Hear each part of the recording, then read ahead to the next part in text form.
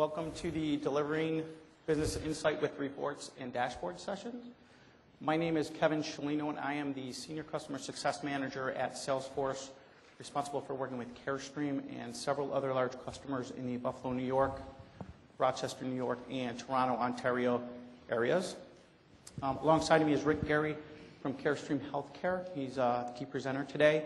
And before I turn the presentation over to Rick, I promise I'll be brief. I wanted to tell you a little bit about Carestream Healthcare and Rick Gary to lay the foundation for what's to follow, to give you a little context for what he's going to be talking about.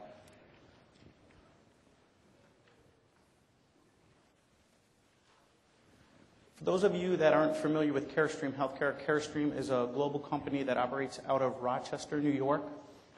They have approximately 8,100 employees, customers in over 150 different countries.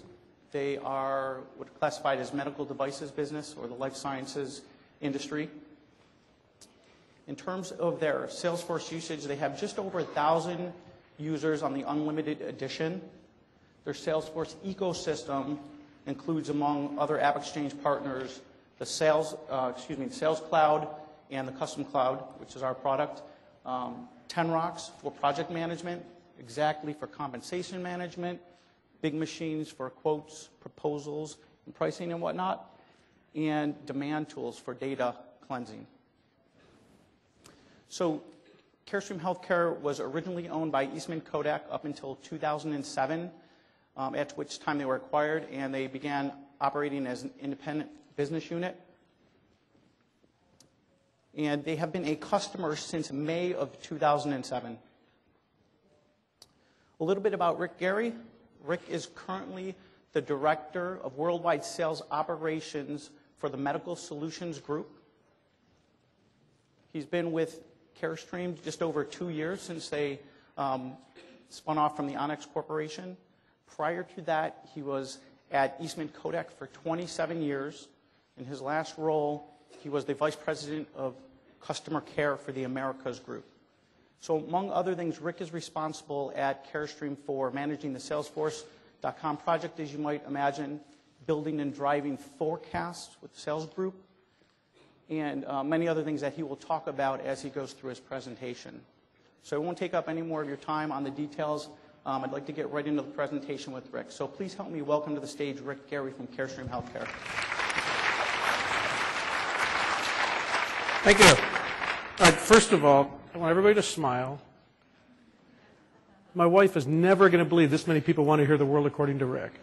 So I'm going to go through that.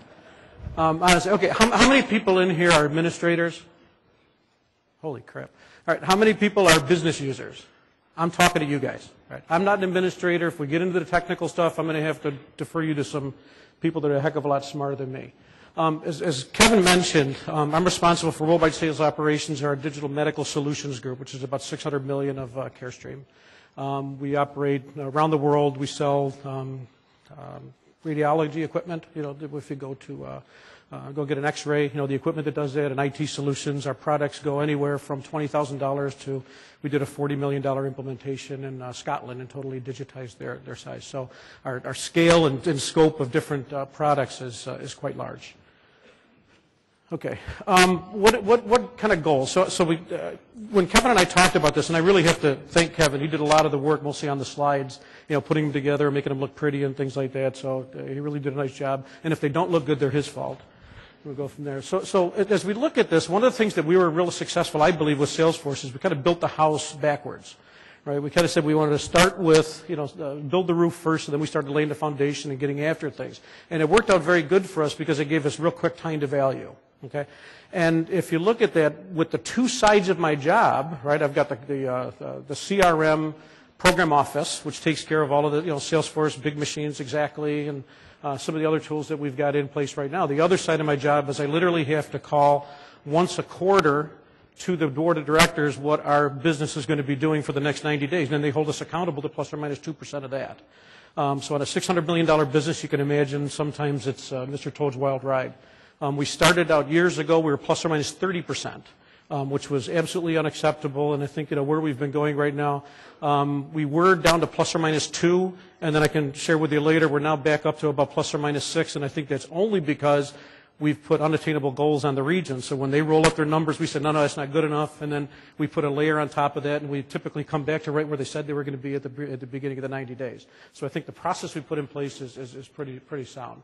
So what we want to do is create a single source of truth, right? Single repository. That's Salesforce.com for us, and we'll go through some of the architecture that we do right now. Seamless integration, third-party systems. We're an SAP shop. We go through that. We use a data warehouse, and the IT guys will tell you how they kind of get all the information in there and make it work, and we'll work through the funnels. We eliminated the data reconciliation. Significant emotional event in my life. I was fishing with my son one night, and all of a sudden I got a call, and, gee, we're going to call the number down tomorrow by $2 million for the month. And, oh my gosh, how are we going to do that? The next day we overachieved it by $1 million. So how come we'd be off by $3 million in a day? And it was literally because it was between spreadsheets of different groups. This group booked the deal. They sent it over. The other group had taken it in backlog, and they hadn't had a chance to get it scheduled and when it was going to come in, and it disappeared literally for a day, and then it came right back in. We looked like fools to our CEO. They were saying they were going to tell him you could take the number down, and now we're back up again. So it really wasn't a good thing, and we've really tried to get rid of some of that reconciliation that goes in place. Thank you. Okay. We wanted to manage all the aspects of the customer relationship, really from, the lead to order, side of it, and right through the order to cash. And again, one of the real nice things that Salesforce has given us is the full integration. We actually run our customer order services team through that, all the workflow and everything that happens when we finally book the order, and then bring it through customer order services manages that. And then we optimize the revenue really through 2 funnels. And Kevin did this slide. I think he did a real nice job on it, because what it really helps you understand is we've got a pipeline for bookings, right? And then we kind of work through the typical stages that you go through there. Once we book the order, we tag it with an SAP master order number. Overnight, all the information for that SAP order comes in, so now the order amount is equal to the to-be invoiced amount. So now we've got a backlog, and we're in a book-to-bill business. Some of our products go, order to invoice in 10 days. Some of them are 6 months to a year. So we need to know when they're going to be scheduled, and that helps us go from there. So then we take that into, we call it a 6A, which is a backlog, but it's unscheduled. And then the services teams physically schedule that, and then it goes into delivery. And then when it's invoiced in SAP, the connection comes in that night and says, okay, instead of to be invoiced, it's already invoiced. So then with multiple orders, you can look at that and say that the order amount equals the to be invoiced amount plus the invoiced amount, and they work in opposition of each other. So it's really helped us very well to be able to understand and not have that spreadsheet in between the 2 different systems go. So Kevin, again, I think he did a real nice job of putting this slide together. And I tried to understand it first when I looked at it, because it was real pretty lollipop up on the top, kind of talking about the different software solutions that are in there. But I think when I really read it, actually, to be honest, it was on the plane on the way here, looked at it, and you really start looking at that transformation level in between, and it really does give an accurate representation. There's the accounts, the product and the pricing, everything's sitting in SAP, the data warehouse that we're integrating with, and then the orders. So all those are transformed through that layer, and then it kind of maps it out. And we do some work with business objects, and we're actually just starting we did a proof of concept with Cloud9 Analytics as well that we're very pleased with. So I think as we start to take a look at this, it's understanding the right tool for the right job, and I think that'll start to come out here. Okay, so when we start with the business challenges, right, users are accustomed to different tools. And I'm sure some of you went through that, and 2 years ago, our regions told me what their bookings were. So, okay, here's how much I booked this month. And then you kind of put it in there. All of a sudden, you're expecting that revenue. Revenue never came because the order got canceled because it was never an order. It was basically, yeah, I got it, and, sales rep's done with it. Well, they didn't pass the credit checks. They didn't, they couldn't go through anything, and all of a sudden, they just disappeared. You could never find out what happened. And again, it was a huge ride to go through there. So we had multiple access databases and Excel databases and a couple homegrown systems that were trying to put this stuff together and couldn't couldn't look at it all in one place. So we first started with Salesforce, and they started to connect the systems and at least report out of Salesforce. That's where we really started. And then as we started to build native in Salesforce and all the functionality, it just started dropping out some of those other manual integrations. So we didn't have that central opportunity and orders database before. And then you always wind up with those, sandbagging. I got the guys that are going to sandbag, and then they're going to be, they're going to be the heroes later. I got the Pollyannish people that are going to say, yeah, I got it. Oh crap, I missed. And it really creates, havoc for you. And we don't personally use the probability anymore just because I had an intellectual debate with our CEO and won because he said, I want the guys to tag it with probabilities. And to me, your 10% probability and your 20% or your 50% probability may be different. And I know there's a lot of people that do the overrides based on the stages and going from there. So we tried to get very simplistic, and it was milestone-driven stages and forecast categories. And there was an auto assignment of the forecast category 90 days out. And then if you didn't fall into the commit and you didn't believe it for that time frame, you put it on the best case. Or if it was still in best case based on the auto assignment and you knew you were going to bring it in, you bring it to commit, and we manage it from there. So it got very easy to be able to walk through it that way. And then before, we didn't have any real way of rolling it up on a worldwide basis. So kind of getting to reporting and analytics and what this all means to us right now. My challenge has always been, and I meet with the general managers of the businesses on a regular basis because they always have problems. What problem are you trying to solve? And you really start it from that way. The first thing they want to do is they want to start running reports. Okay, let's run a report on this. Let's run a report on it. Let's see what's in there. And I'm like, no. How are you going to transform that data into information? So your first challenge is what business problem are you trying to solve? Is it bookings? Where are they coming from? Where's your revenue going to come from? Is it velocity? What's the business problem that you have? Then you have to understand what information do I need to make that decision.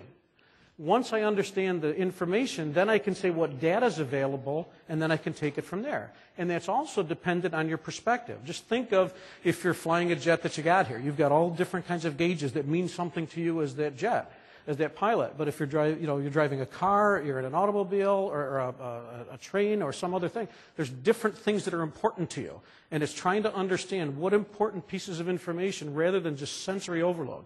We've made a ton of mistakes. We have literally thousands of reports. How many? 15,000 reports? 3,000 dashboards, something like that. And we're getting rid of most of them. Honestly, it's just too much when you really get down to what's truly important to the people that need to make those decisions. So I don't know why he put my truck story, but here's the way I'm a pretty simple guy, right? And the best way to do this is just a story that I was driving down the road one time. I had a Dodge Durango, and I heard a ding. Never heard the ding before, right? So it drew my attention. I drew my attention down to the dashboard, and on the dashboard there was a light. That light drew my attention to a gauge, and I was overheating. So it was real easy, primary, secondary, tertiary step to get me to where the real problem was. And I've tried to really look at that as we've designed anything that we're doing, is really understanding what's that ding that really draws my attention. That ding should really be for those things that are out of scope or something is out of whack. And then how do you start to drill down? And only drill down where you need to get to that. So as we've done that, I've tried to break these down into some pretty simple areas. And just indulge me. I look at things in a tactical way, right? Can I make my quarter? If I'm a sales manager, can I make my quarter? Do I have the funnel that's there to get that? How am I going to get there? How am I doing against the quarter if I said I was going to make the quarter? I don't just want to wake up and it's, behind a black cloud, and then all of a sudden you come, I guess that wasn't the right thing to say, here's black clouds. You only have white clouds here. Behind a sheet, and then you all of a sudden, wake up and you're there, and you need to know that. And then if I'm off, where is it? What is off and how do I get there? So we've got some examples. We tried to really make this more interactive and trying to help you, again, from a business perspective or a user's perspective. What are some of the examples? And Kevin tagged the slides with that. So we've got some countdowns we'll talk about. Daily order rates, project manager dashboard, those things that are going to get important to him. So think of that very tactically, can I do that? More strategic, what does next quarter look like? What does next year look like? Can I really, look at that forward? How am I doing compared to last year? Everybody wants to know that. You may be off a plan that was made 18 months ago, but now what are you doing against your 90-day plan, and how did you do against last year? Right? So it's good to show growth. If your plan was off and it was made under different business conditions, before, it's a different of how you're doing against it this year. What do I need to make it? Where do I need help? And we've got some examples of bookings outlook, and there's a funnel profile and some backlog profiles and year-on-year comparisons that we do. And then analytic, right? So we got tactical, right now, strategic, more forward-looking, and then analytic. Where's my problems? How do I drill down to some of those? Who am I winning to or losing against? Our product line's similar, and we've got some different things. Again, just as some examples to spark your interest. Excuse me. Okay, so we talked about a little bit before about roles and perspectives. So I'm worldwide business manager, right? That's what I do, and that's part of what I have to look at. So I need to understand, and I was literally on a call at 5 o'clock this morning this time, with all the regions, talking to them. Where's your numbers? How you doing against your numbers? What's your load? Where are things coming in? And are you on track from what you said 30 days ago? And we got 43 days left in the year. So where are you against that? So my perspective is totally different. The sales managers now have to answer to me and say, okay, I'm here. Here's what I'm going to go. And I can literally drive sales managers to take their numbers up or numbers down based on what's in their funnel and what's in their backlog and understanding the time horizons that they're on. A marketing manager has a totally different view. Is he getting it out? And we have a very good guy that I work with in marketing that talks about who am I marketing to? If I've got something going to a customer that I've done work with or business with all the time, they want to know about my products, right? If I've got somebody that's brand new, they want to know about Carestream first. Forget about the products. I got to know if I can work with you. So how you market with them and the information, the analytics that he wants, based on our win rates and things are very different than what somebody else wants, maybe from a sales manager, very tactically. The operations managers are different. The help desk managers are different. Again, just trying to get a feeling for, your perspective on the things and understanding what information you're going after. All right, so probably one of the best things that we did was we have one of the general managers for one of the biggest businesses that we have is just brilliant. And she was just awesome on spreadsheets and putting things together, and very difficult because now we've got this wonderful tool that we've spent millions of dollars on all together and all the implementations, and she wasn't using it. So when she has meetings with people, if she wasn't using it, it was very difficult to get everybody to adopt and keep it in. And you guys all know that just drives data quality problems and everything else. So I sat down with her over a period of time and said, let's look at what's important to you. And we started to look at the business process. And the business process was, we've got a funnel, right, up in the upper right-hand corner. And the funnel has open date, close dates, right? When is it going to be booked? And then it has an estimated revenue date, when the sales rep says it's going to book. And then both of those can change through the time frame, right? And then you've got a work queue that looks at the estimated revenue date based on that open funnel. So when is it going to close? So then, when the order gets booked, remember we said that once it gets booked, the order's placed in SAP, it moves into SAP, and we put it in a 6A unscheduled bucket. And now, so it's either in the open funnel or it's in the unscheduled bucket. And there's work lists, literally, that go in from there. When that order is now scheduled, the customer order services people tag it, and they put a date on it. They say, when is it going to be taken to revenue? And now we drop it into the individual dates. And then we say, okay, now during the process of working with the customers and your deployment, those dates can change, and they'll go back and forth and move out and move in. A lot of that is a real challenge for us. It's one of the reasons why we're working with Cloud9. They do a real nice job with change, and we found some real value from them, based on the things that we can look at from the change in that. So when somebody says what happened to that, I can say here's it went there without having to do a real lot of digging for it. And then as you look at the invoice into 6R, then it's an invoice. So again, simple process we talked about, it's in one of these different work queues. And the challenge is, how do we get them out of spreadsheets? So we created a dashboard that literally has the work queues and the same spreadsheets. And when I finally showed that general manager that exactly what she was doing offline in a spreadsheet is right here. And here's the open funnel, right? And we did it based on commit and best case, right, for the estimated revenue dates. And just in case the sales reps, and we don't trust them that they're going to manage the estimated revenue dates right, we put the close date in there too, just so they could see that. And if you wanted to be able to look in that funnel and see maybe it was closing during this quarter, but the estimated revenue date was out. And then you look in the middle. These are actually two different products. That's what that red line is. But it would move from the upper right into the middle, into that, in-hand, unscheduled orders down there. And then it will move up into the scheduled and then over into the invoiced. So it was, again, very simple. How do we emulate that business process in a Salesforce dashboard so that everybody could see it? It's automatically refreshed and emailed once a day to everybody. So, the general manager, president of the division just has to look at the numbers and understand where people are, and then we can go through there. Now, below that, if you clicked on the detail of one of those items in that scheduled queue, we basically worked, we kind of, just grayed out the confidential information, but project manager name, right? Here's the order phase name. Who is it for? And then you can start looking across and, who was it sold to? What was the revenue date? What are those things? And we've got things in revenue month, the acceptance date. So these are key fields that come in from SAP for us. The invoiced amount, any comments that are there, and what the ship status is. And remember that to be invoiced amount.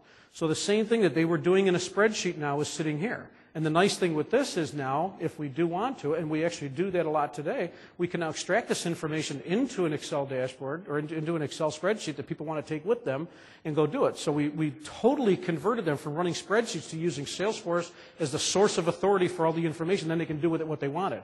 But when they were making the changes, and the dates are what's key, they would make the changes in Salesforce. Another group. This happens to be these are some of these projects that, again, Scotland was a $40 million deal. We just did, Cedar Sinai out in California was multi-million dollars for a PAX, the digital systems that come in there. The project manager there, they want to know what's scheduled orders by month in the upper left. They want to know what's scheduled in the current month, what's invoiced in the current month. They want to know what's at risk in the month and at risk in the quarter. So little tags that they can put on there. This guy was a great example of he didn't want to use Salesforce. All the information sitting there, he didn't want to do it because he couldn't trust it. And he couldn't trust it because he didn't know if he couldn't. He just didn't know if he could. And you got a real good guy that's really held accountable to something. Now you're going to walk up to him and says, "You're going to use Salesforce." And he said, "No, I'm not." "You're going to use Salesforce." "No, I'm not. You have to prove to me that I can trust that just as good as what I can trust before." So what we do is we worked with him. Same thing as with the general manager. And then, quite honestly, we turned this over. He now manages the dashboard. And he's evangelizing this to all of his peers in the rest of the world. So all the other regions have adopted this. We've got one at a worldwide level. So the general manager of that business can now use the same thing. Single source of truth. Nobody has to go anywhere else to get at the information that's there. And then the details for him, and this is much more project manager comment driven. Here's the project manager, here's all these little things they keep track of. He told me that he literally saves himself 5 hours a week just by having this dashboard. Just think of that productivity, what was it, 12%, just for one person, for the week. Multiply that to how many project managers are out there just to be able to go through that. So real value based on single source of truth and giving the information to them in a simple way, rather than the previous one of here's the spreadsheet, send it to somebody, and I don't care if you put it in a shared location, they're always out of date. Okay, are we on track? This is something that we put together, and on the upper right-hand side, again, from the tactical side of this. This was real interesting, and I'm not an administrator, but I sat in a meeting with one of our business unit presidents, and we've got just this real great product that's just blowing the doors off of competition right now. And one of the things that we wanted to do, because people were a little bit afraid, brand new product out in the marketplace, and we said, let's do some evaluations. Well, once you do the evaluations, how are you keeping track of that? So we had millions of dollars of inventory floating around in evaluations and really no good tracking on it. All the information was sitting in SAP. We just didn't have a good way of really looking at it. So my administrator was out on vacation, and we're talking in a meeting, and literally within an hour, while we're in the meeting, I created a couple little simple fields that I could do. Which was just, when is the evaluation start date, linked it to when the install date was, and if the term of the evaluation was 30 days or 14 days, just did simple math and added in there, so when do we expect it to come out? And we've literally cut the evaluation inventory sitting there by over 50% just because now we're tracking it, and we've got automated reports that go out to the finance guys, and everybody's saying, this is overdue. You said it was going to be here. When is it happening? In a lot of cases, we've been able to go back to the customers, get them in, force the deals to occur. We just had one of the guys in Germany this morning we were talking to. We're bad because we just don't force him to pay for it. So he's literally used this product for 2 months for free. This helped us understand what it is, and now finally we can go after the guy, and he's going to buy it anyways. He was just pushing us as long as he could before we could do it, but it gave us a good way of finding it. This is one of those that was real helpful. This is an Excel workbook. Remember, I talked about right tool for the right job. So what Rich does, my administrator, is he was able to use the Excel connector and set up multiple reports in Salesforce, and then he pulls them together into one table. And then what we can do then is we look at our AOP, our annual operating plan, in blue, and then you look at what's invoiced in red, quarter to date, right? What's there, and then we add our inventory, right? Our invoiced plus backlog, right? So the backlog is those open orders that we know based on the estimated revenue date when they're going to go.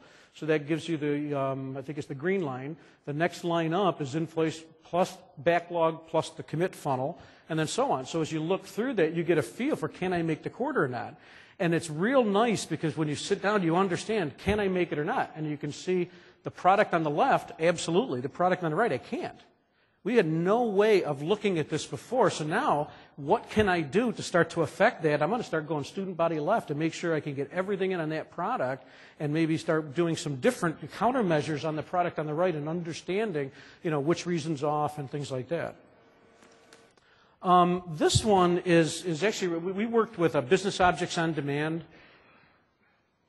Is anybody using them with the Crystal Reports and Excelsius at all? That's basically what this is.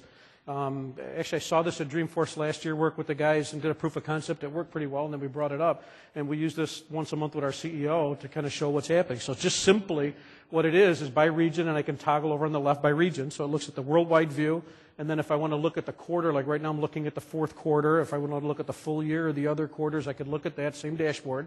I can drill down to the detail that's underneath that if I want to go to that. In the upper right-hand corner, you see, what my actual is and then what my target. So I should be at the break point between red and yellow by the first month of the quarter, between yellow and green by the second month of the quarter, and then my target's down there, and it calculates the gap to target. How much more do I have to go?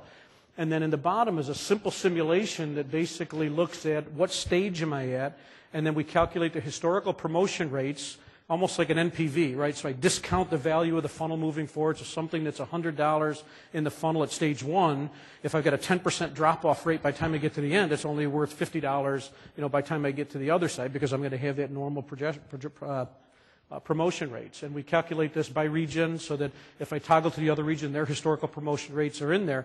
And quite honestly, the first time we ran this was fourth quarter of last year, and it's the closest we've ever been at the beginning of a quarter of hitting the numbers. And this has worked out extremely well for us dynamically to be able to sit down in meetings like I had this morning with the regions, and I pull it up, and they're telling me that, okay, my bookings are going to be $10 million for this quarter. And I'm saying, look, I think you're going to hit 8. You don't have anything there, and especially if you look at an earlier stage, can you really make it? The other region, I sit there and I look at them and I say they're going to hit 10, and they got $30 million worth of funnel in there, so why aren't you taking your numbers up? So with good statistics and good understanding of what's there, it's their data. If they don't like the data, it's their data. So really force them back and going through that. And it's worked out very well for us. Then we can do some simulations if we wanted, changing the promotion rates if they change historically. And we do that over a 9-month rolling horizon and then just update those. And my experience with the promotion rates is you have to keep them at a fairly high level, because if you get too low, you need volume to get in there. Otherwise, you get, one deal can throw you out of the way. Okay, this again is imported from Salesforce into Excel. If you're looking at, again, how am I doing, what my annual operating plan is, and you can see from a worldwide perspective where AOP in green was. Actually, I think, yeah, Kevin, you got the tags backwards. I look at this every day. The green is last year, 2008.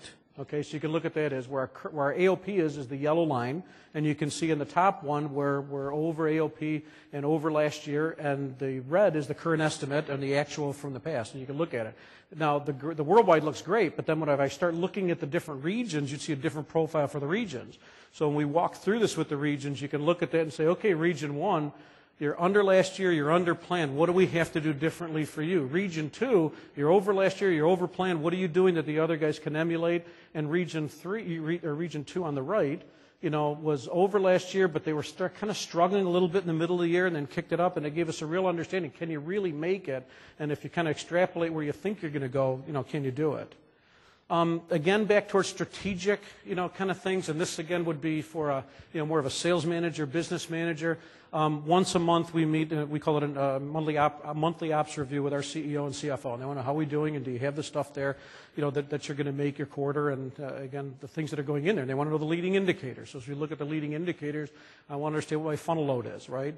For me, I got to add the opportunities into the funnel, and then I've got to, they're in the funnel. I'm going to either win them or lose them. And at the end of the day, and then what's the velocity of doing it? So if I want to make sure I've got good funnel load, I want to make sure my trend is upwards from my funnel growing.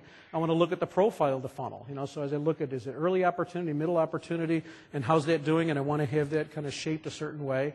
We look at the load, both from quantity and dollar value and the win velocity. What we've been able to show is that we're winning these a lot faster, over a period of time. So we're getting them on, we're in there, and some things that we've done, some different marketing plans have shown us that we can actually increase the velocity. So that helps you, again, to project what you're doing. And then the win rates, depending on the region that you're in, the win rates may be different, and kind of pop through there. Order to cash relationship. This was something, and actually John and Leo from Salesforce, I didn't even know we could do this before, but we always did this offline and tried to look at, remember, quarter on quarter, how are we doing against last quarter? How are the things they're doing? And they showed us a way that we could literally layer quarter on quarter on the same dashboard, looking at fiscal quarters kind of thing. And this was simple to do. It literally saves me about a day a month, from going through all the data analysis. Now it's a live dashboard. I've got the chief operating officer and the manufacturer guys look at this every day because they want to know where are the order rates coming in and then where's the invoice rates. We've also been able to identify, if you can see it in the middle, this triple hockey stick that kind of happens and it's amazing. Our order rates are always linear. They come in straight.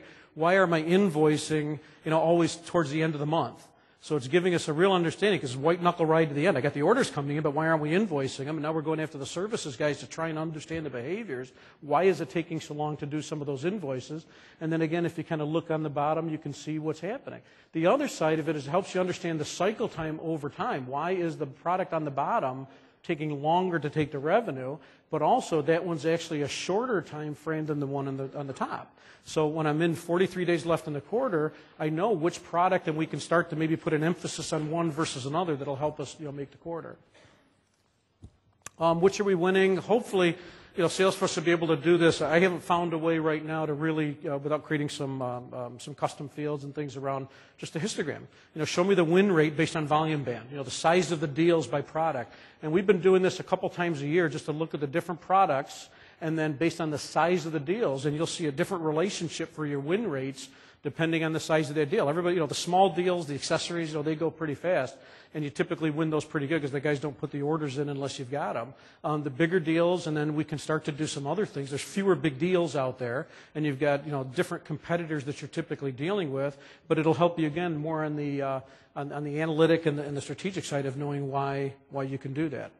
Who am I losing to? Why? We put this together just as a simple matrix that would look at what stage and what am I losing to. We did the same thing based on who am I losing to, right? So, we deal with, typically compete with Fuji, Agfa, Siemens, GE, customers like that, or competitors like that, and we can literally say what stage and why did I lose it to which competitor. That really helps you from a marketing in a very tactical way and an analytic way of understanding what you need to do differently. And we're going to start to use some things around competitive selling and be able to work against that. All products behave the same. This is something where there are three different products lined up. So when I look at the funnel load, are we loading one product differently than the other? My order rates coming in and my win rates the same. Again, just an example of being able to look at it very visually. So just kind of moving on, what did we learn from it, right? To me, it's really understanding what you want to measure first. You literally have to start with the roof. If you start too early and start looking at the data, if you're like us, you'll drive yourself nuts. How do you transform data into information, right? Take that data, really understand it, transform it, and help it make the decisions. How do you get ownership at all levels, particularly when you're looking at some of those tactical dashboards? Get the owners, the users of the information to really work with you, to design it, to own it, make it feel like their own, because if they're just given it to, if it's just given to them and they don't really feel like an ownership, they're never going to use it. The adoption is going to be very low. Turn over the keys to the kingdom to them. Let them say, this is yours, make it work. Quickly deliver and iterate. That's something we've always taken a mantra, kind of ready, fire, course, correct. Get something out there quickly. It has to be tangible to people. And I've found that if you start to do some of these things without an example, without something to really touch and feel and really correlate it to their business, it's all theory. And until they really start to touch it. So get it out there, try it, work with them, and then you can literally make it much, much better over time. For us, it's think three-dimensionally. We've got stage, forecast, category, and time. I had a general manager one time. What happened to this? I know we're going to sell this deal. I know that the deal was going to come in this quarter. And all we did was just go into that dashboard that was looking at this quarter, change the time for the next quarter. One of you guys moved it out to next quarter. He never knew it. So he was looking for it. It's always there, and we had to teach him to think three-dimensionally, think of that the time frame as well. And then don't try and do too much at one dashboard. Again, you got 20 elements, and I don't know, John, if you guys, kind of do that on purpose. I think, if you're like us, you want to put too much on it. And it really forces you to kind of go down. When I was in grad school, I had a professor that, lets you bring a cheat sheet, one cheat sheet to economics test. And you can write real small, right? And you can get in there, but it becomes unusable. And I think what he was trying to teach you was the process of boiling it down and getting exactly what you could fit onto that one sheet was really what really helped you to prioritize what's on there. So I would just really challenge you to find out what is exactly the critical information that you need to put on the dashboard, otherwise do something different and maybe a different way. Yeah. Great. Thank you. That was it. Thank you, Rick, for providing the insight into your business. At this point, I think we ran pretty quickly there. We'd like to take some questions and answers from the audience, if you have any. If you could just step up to the mic or scream really loudly. Rick would be glad to answer any of your questions. Hi. Can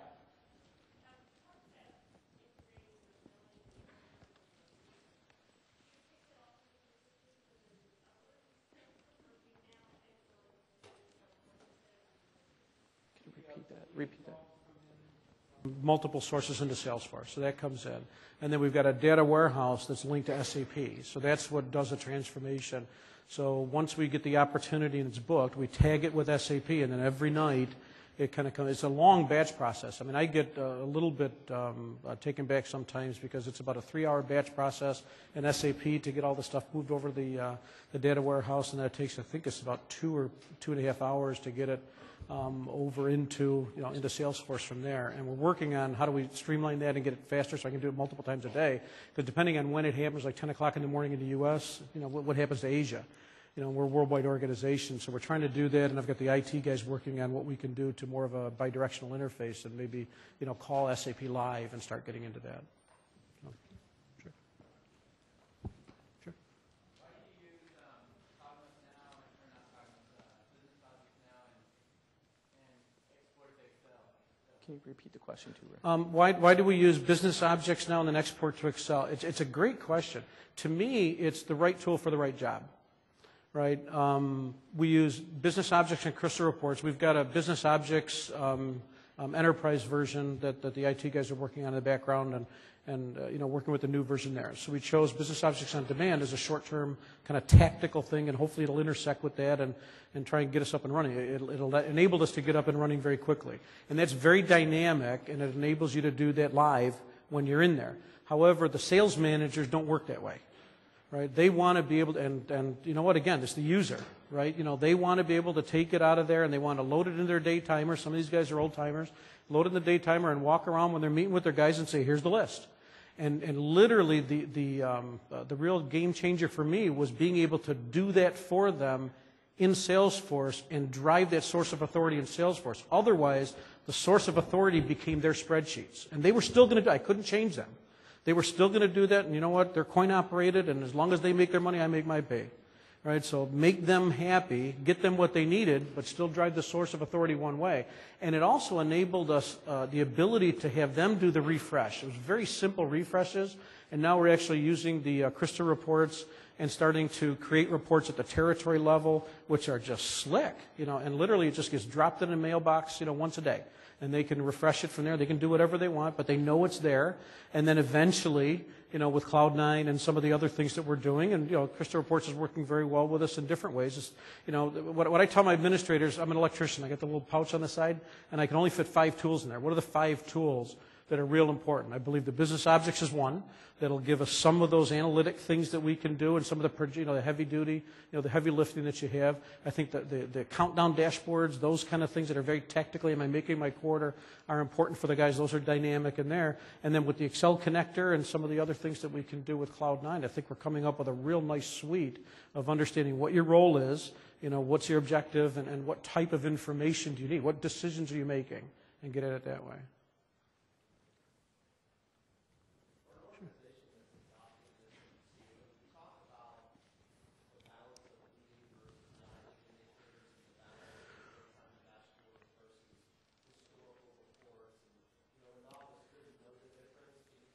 It depends on your time horizon and who's in the room.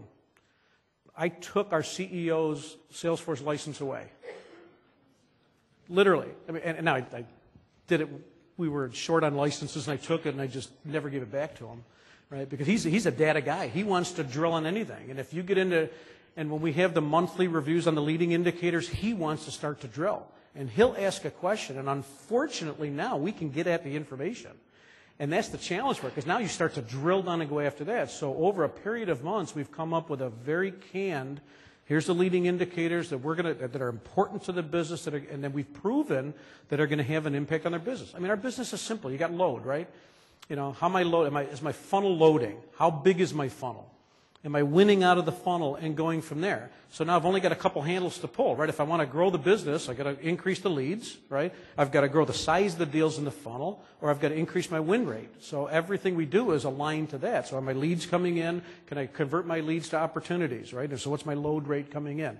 As I look at the size of the deal, and we actually do some real nice things on analytical snapshots now, that we can take a 60-day moving average of funnel load based on product line. And it was real eye-opening. I spent about a month ago, and started flagging to two of the business presidents to say, you guys got a problem coming. They didn't even know it yet, because we're so concentrating on the fourth quarter right now and what's going to happen. So immediately they picked right up on it. Okay, here's the marketing program, and what are we going to do to start generating the leads for first quarter? Otherwise, we're going to die after this quarter. So it gives you just the ability, again, time horizon, and I think that the biggest thing is understanding your business. Right? Remember, what problem you're trying to solve, and going after that. The sales guys, and there was actually the session I was in here with the guy from Gartner was spot on. Sales guys don't care.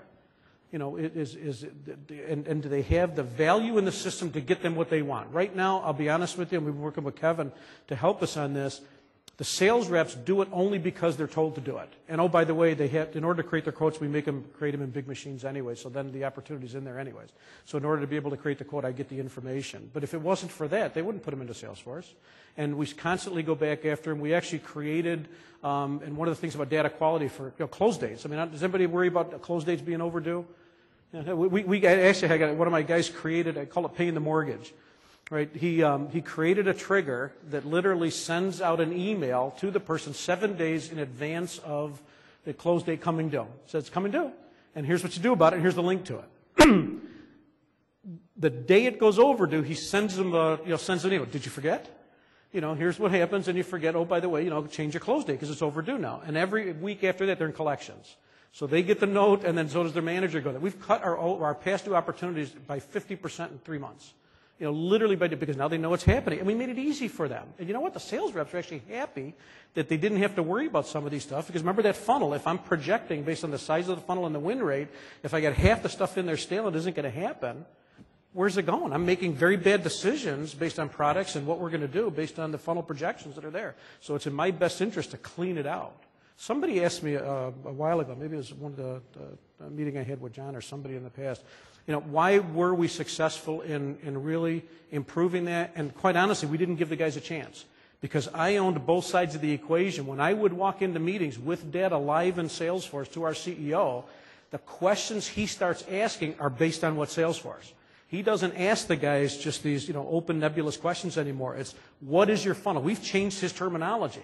What's your funnel? What's your load rate? What's your promotion rate? Going after that stuff. So it's literally started to change it, and slowly but surely you're starting to watch, the behaviors and the culture change. Right? Did that answer your question? I think. Good. Yeah, that's fair. See, I told you my wife would be surprised. See? Any other questions?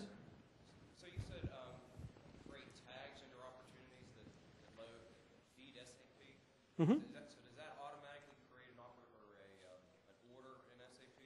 No, the order is actually in SAP, and what we do, and you'd have to talk to the technical guys, but they created a custom object. Actually, one of the sales engineers from Salesforce helped us do it. Created a custom object called an order phase.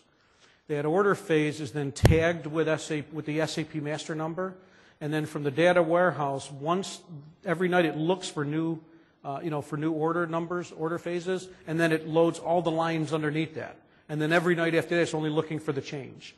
So once it knows that order phase is created, there's a signal to say new order phase, bring the information, and then once it's there, it's looking for the change and then just refreshes it. And so you bring it back into Salesforce and are using that basically? Salesforce is the reporting engine only. SAP is the master source. Right. Yep.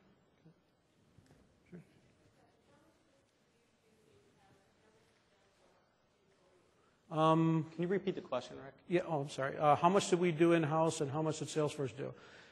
We started off with 10 people and used a consultant for about $20,000 engagement to start.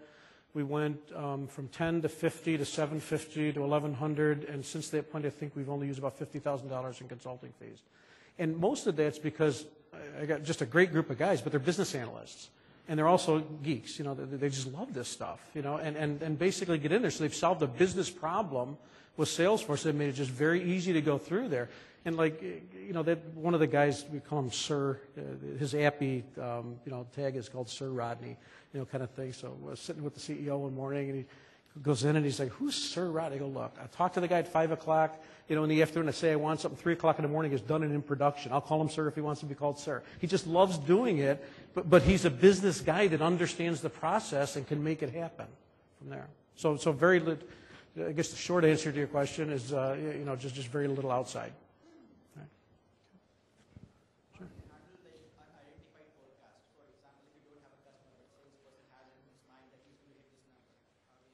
I'm sorry, I can't hear.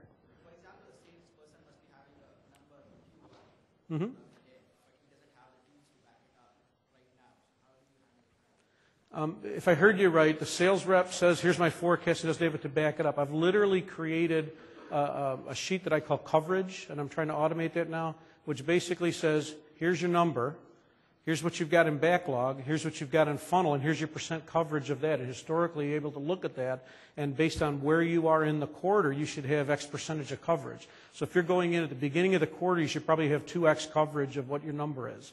If we're now 43 days left, you better, and well, put it this way, I got 43 days left, and most of my products have got a 30-day order-to-cash cycle time. So I got 13 days, so your opportunity to be able to get those booked and then be able to take the revenue, you got 13 days left to do it. If you don't have good coverage of the remaining, you know, the open items right now, you're just never going to make it. So we try and drive it from that way. Again, it's their data, trying to present it to them in a way that makes sense. And I've always tried to find just very matter-of-fact, simple ways. Coverage people can understand. It's, here's my target, minus what I've got invoiced is to go. Okay, now I've got backlog. I subtract that, and I've got gap, you know, I've got still to go. Where's it coming from? If you don't have it in your funnel, where's it coming from? And somebody's got to say, well, it's not in Salesforce. And then, oh, why not? You know, get into Salesforce and everybody go through. So we've tried to get, you know, very few automated reports to get out, and those are the things that I work at on a, you know, on a weekly basis. Now, here's what we're doing. Here's what your coverage is. Great. Move on, you know, next place, and then we'll go talk to the guys that really have a coverage problem. Any other questions? Great. Thank you all for your time. Thank you, Rick. Appreciate it.